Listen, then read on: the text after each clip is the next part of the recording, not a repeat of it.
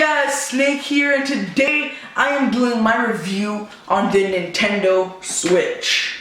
I've had this console for about a couple days now, and I was able to play it a whole ton, especially that I'm on March break.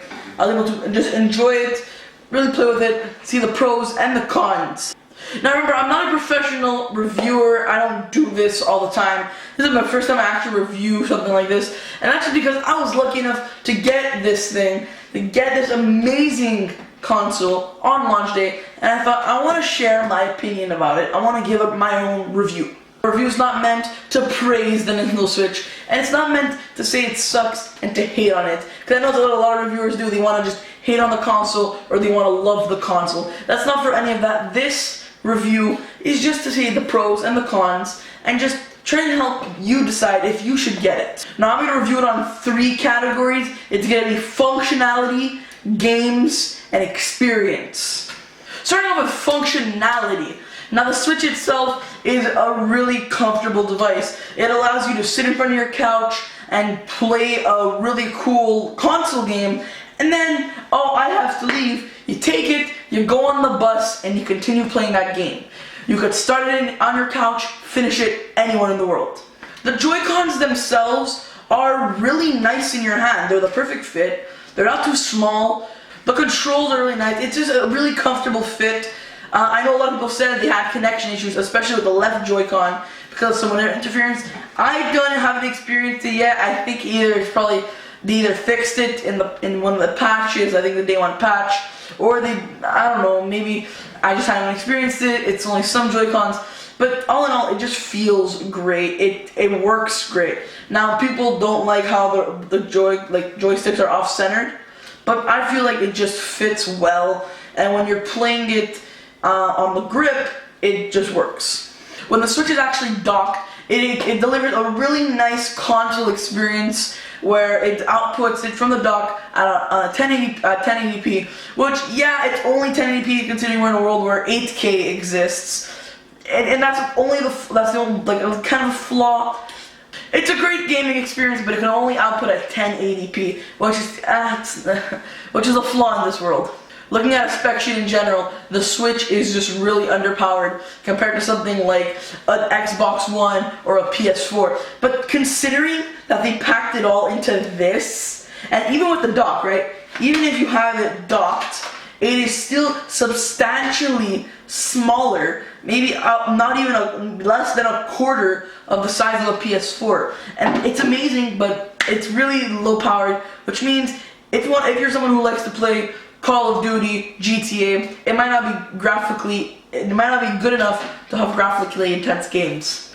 Putting the console in portable mode is where it really stands out. Like I said, the whole device is straight up in the console. The only thing the dock does is maybe give it better ventilation and a 1080p output.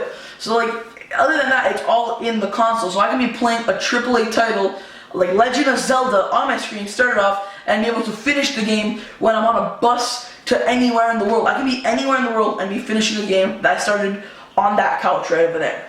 Where most people complain though is the screen. The Nintendo Switch is not rocking a 1080p glass display and all these crazy stuff. No. It has a plastic screen, which is not like cheap plastic. It's like those good quality plastic screens, but it is plastic. It's not as durable as glass, and it is only 720p. Most people put up the complaint that, oh, my smartphone has a better screen, but then again, we spend a lot of money on our smartphones, and without our plan, smartphones go into the high hundreds, and a lot of it is for that screen. Look, the Nintendo Switch is a great console, packs a lot of power, and it's $40 already. How expensive do you want to make a console that has a display on it? So to have these little things, like it's only 720p and it's only a plastic screen, it really works out. Glass is more durable, but if it shatters, it is destroyed. Plastic could scratch and do all that, but it won't crack and just shatter. So even if kids use it, it won't be as bad.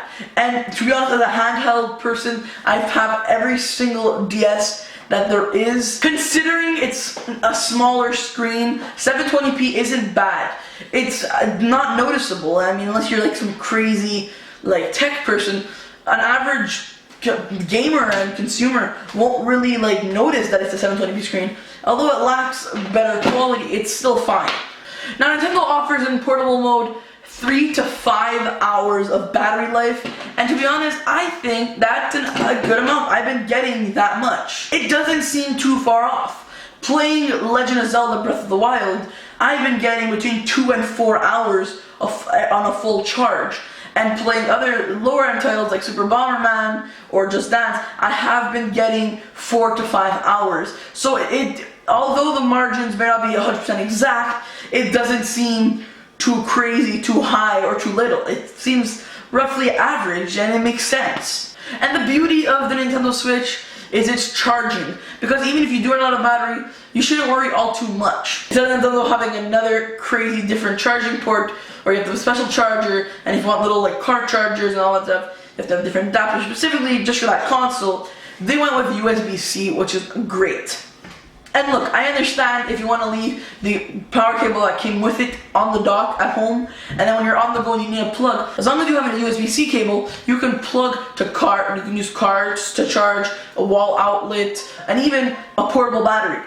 Now on to one of the most important parts, if not the most important part, the games. Now the launch lineup is not the greatest, they don't have the best games, but they do have the main game of the launch.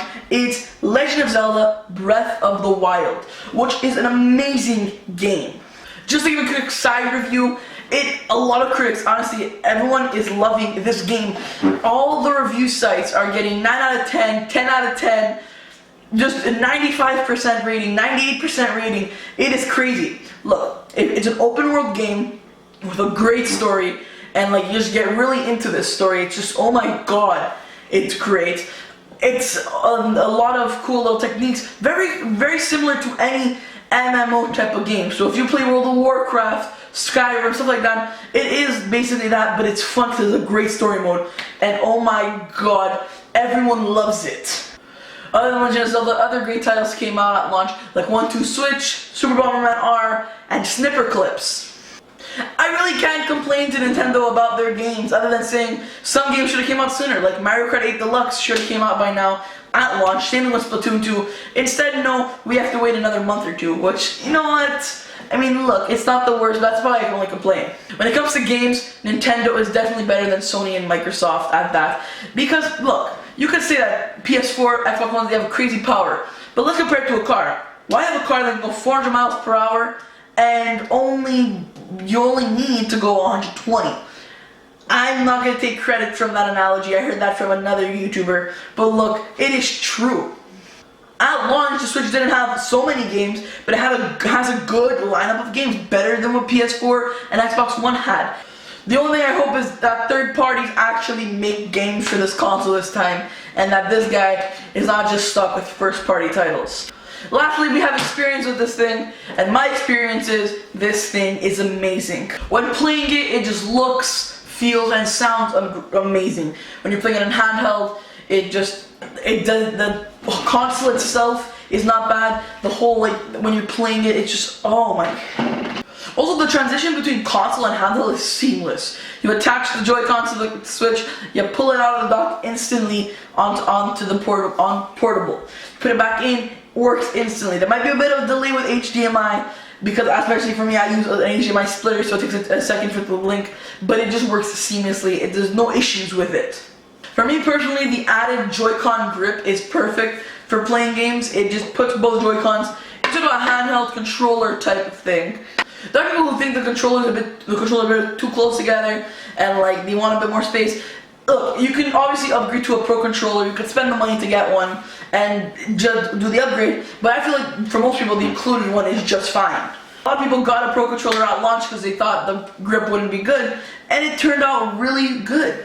When you have it in handheld mode, it just fits seamlessly. The Joy-Cons and the screen all hold are all one like flat back, and like it's just comfortable to hold. It's not too heavy. It's actually a very light console. One feature another set about the Joy-Cons is you can either have them as one controller, two separate, or you can turn them sideways and have two people with one little piece. So when you're out of the box, you're getting one controller that is also two. To be honest, I I was scared it was gonna be too small to hold, but even for adults that tried it, it felt really well. So many ways to play this console. Either you have it in the dock and use a freehand Joy-Con in one hand, in each hand. You can either have it on the dock with the grip, you can have it in handheld mode, or you can even have it in tabletop mode using either the Joy-Cons in each hand or the grip. So many ways to play it. Oh, and even horizontal mode. You can turn Joy-Con sideways, play two people. System, however, is very, very delicate. The kickstand isn't the best, and it will fall over if it's not on a perfectly steady table. Like, it's not like I can be lying in bed, kick, and it just kickstands on my bed. No, it has to be on a flat surface. And for me, I honestly thought people were over-exaggerating. It's really that delicate. Also, there have been complaints that the plastic inside the dock keeping the screen in place, when you slide it out, has scratched people's screen bezels because it is only plastic, so plastic on plastic contact will actually scratch the bezel. It would leave small but noticeable scratches that would annoy anyone, especially if you just got the console and it's scratched. Although this shouldn't happen, adding a screen protector it's such an easy fix. $10 for a screen protector, and you should always have one on your console anyways, and it's an easy fix. And honestly, I have one on here, and it's perfect, like it's no problems. Lastly, it's its lack of media functionality. Now, it's gonna have it soon. I know it's gonna, they said it will, but there's no YouTube or Netflix on this thing. Like, I know it's gonna come soon, but it should be there out of the box. Especially that they're marketing this as a console and handheld. So like, I'm just picturing it watching Netflix on TV, going to bed, and just instead of resending it somewhere else, just sliding it out and going to bed and watching it over there. Or I'm using this as a tablet basically. I just want to watch Netflix, want to save my phone battery when I'm on the go. I just use this instead. Considering this is a console handheld hybrid and it doesn't have this, and my 3DS has Netflix, it kind of annoys me. All in all, if you're a hardcore gamer that cares so much about the graphics and the look of their game, and like cares about having HD graphics and crazy specs and super amazing controllers and controls, this console's not for you, because controls, they're not the best. I mean, obviously, I haven't tried the Pro Controller, maybe it's good, but Joy-Cons themselves, they're not super amazing. The triggers are still the same triggers they had on the Wii U, which I like them, but not all people do. Like I said, it's not super spec'd out, and the graphics are not going to be A+, but no Nintendo console has ever been high-intense graphics. It's always been about the middle ground, but it has great games. If you want a comfortable, unique system that you can be playing on your couch and then go on the go, a console that you could chill back and then take it on the go, it's comfortable, it's unique, it's something you've never seen before, because that's the beauty of Nintendo. They do things that no one's ever seen before.